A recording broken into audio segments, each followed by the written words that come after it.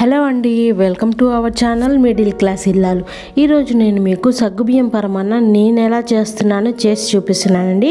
ఇది summer season కదా, ఒంట్లో వేడి చేస్తూ ఉంటుంది. కూల్గా ఉండడం కోసం ఈ సగ్గుబియ్యం పరమాన్నాన్ని చేసుకొని తాగండి. 2 గంటల ముందుగా సగ్గుబియ్యాన్ని నానబెట్టుకోవాలండి. ముందుగా చూపించాను కదా ఒక కప్పు, ఆ కప్పుతో 1 కప్పు సగ్గుబియ్యం తీసుకున్నాను.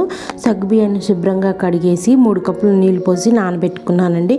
ఒక 10-15 బాదం పప్పుల్ని కూడా ఒక 4-5 గంటల ముందు నానబెట్టుకున్నాను. ఇవి కొంచెం ఎక్కువసేపు నానాలండి.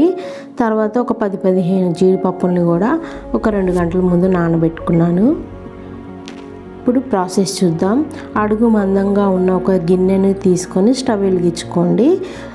ఈ గ్లాస్తో 4 గ్లాసులు వాటర్ పోసాను. ఈ గ్లాస్లో ఆ కప్పుతో 2 కప్పులు నీళ్లు పడతాయి, అంటే 8 కప్పులు నీళ్లు పోసానండి. వీటిని కొంచెం వేడి చేసుకోవాలి. ఇవి వేడయ్యేలోపు ఒక మిక్సీ జార్లోనికి నానబెట్టుకున్న సగ్గుబియ్యం ఉంటాయి కదండి, అవి ఒక 5 టేబుల్ స్పూన్లు తీసుకున్నాను. సగ్గుబియ్యంతో పాటుగా నానబెట్టుకున్న జీడిపప్పుల్ని కూడా తుంచేసి వేసుకోవాలండి. బాదం పప్పుల్ని కూడా పొట్టు తీసి పెట్టుకోవాలండి, అవి కూడా వేసేయాలి. ఇప్పుడు వీటన్నింటినీ పేస్ట్లా చేసుకోవాలండి. ఈ పేస్ట్ వేయటం వల్ల కొంచెం చిక్కగా వస్తుంది.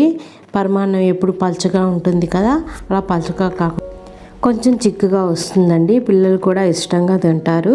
ఒకసారి ట్రై చేసి చూడండి.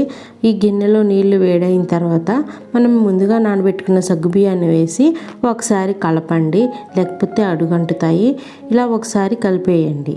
ఇలా కలిపిన తర్వాత ఒక 5 నిమిషాలు ఉడకనివ్వండి. 5 నిమిషాల తర్వాత మళ్ళీ ఒకసారి గరిటెతో కలుపుతూ ఉడికించుకోండి. అడుగంటకుండా, కొంచెం అడుగంటుతాయి. ఫ్లేమ్ వచ్చేసి మీడియం ఫ్లేమ్లో పెట్టుకోండి.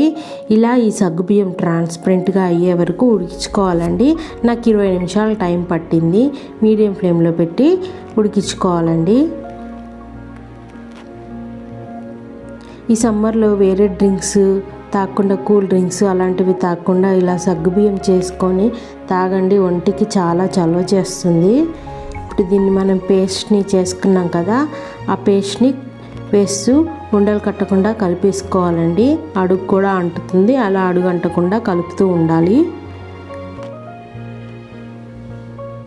వీడియోలో చూపించిన విధంగా కలుపుతూ ఉండాలండి. ఈ పేస్ట్ కూడా ఒక 2-3 నిమిషాలు ఉడకాలండి. 2-3 నిమిషాలు ఇలా నీళ్ళలో మరిగేసరికి ఉండలేమీ లేకుండా కరిగిపోతాయండి. ఇప్పుడు మనం నీళ్లు తీసుకున్నాం కదా, అదే గ్లాస్తో 1 గ్లాసు పాలు తీసుకున్నానండి. పాలు పోసేసాను. ఈ పాలు వచ్చేసి కాచి చల్లార్చిన పాలండి.